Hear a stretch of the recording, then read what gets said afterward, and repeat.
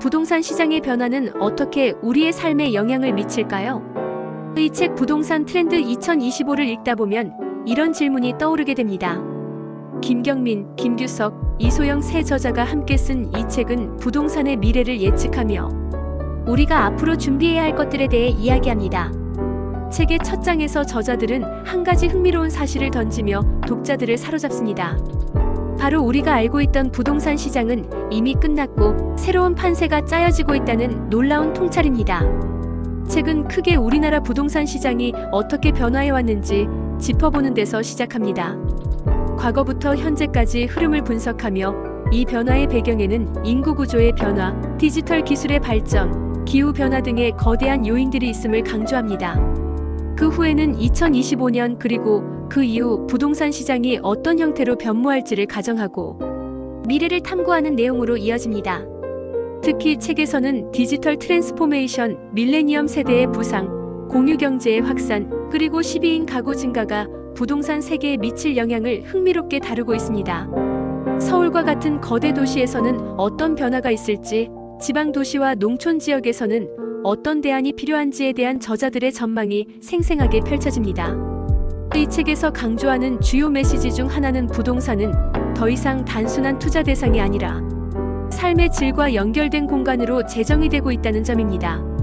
예를 들어 사람들은 단순히 집을 소유하는 것보다도 그 공간 안에서 누릴 수 있는 가치, 즉 편리함과 경험에 더 큰 가치를 두게 될 것이라고 말합니다. 또 다른 중요한 메시지는 데이터와 기술이 부동산 시장을 완전히 재편할 것이라는 겁니다.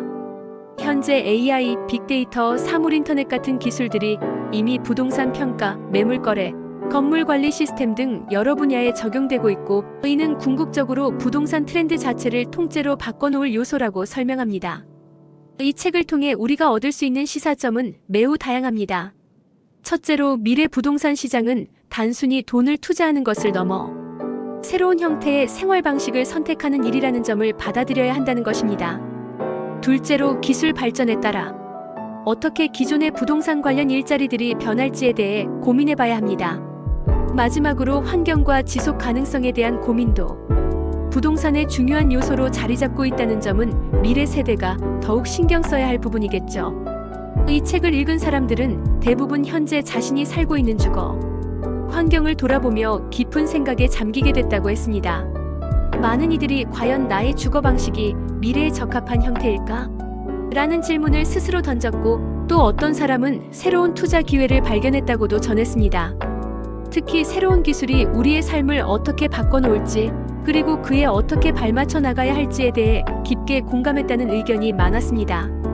그렇다면 여러분은 어떻게 생각하시나요? 부동산 시장의 미래에 대해 어떤 가능성을 보고 계시나요? 여러분의 주거 환경에 대한 생각이나 미래 부동산 시장에 대한 의견이 궁금합니다. 이 책이 제시하는 통찰과 메시지들이 여러분에게 새로운 시각이나 고민거리를 제공했는지 이야기해주세요. 혹시 앞으로 어떤 변화가 우리 삶에 가장 큰 영향을 미칠 것 같다고 생각하시나요? 댓글로 여러분의 생각을 남겨주시면 함께 더 깊이 있는 대화를 나눌 수 있을 것 같아요.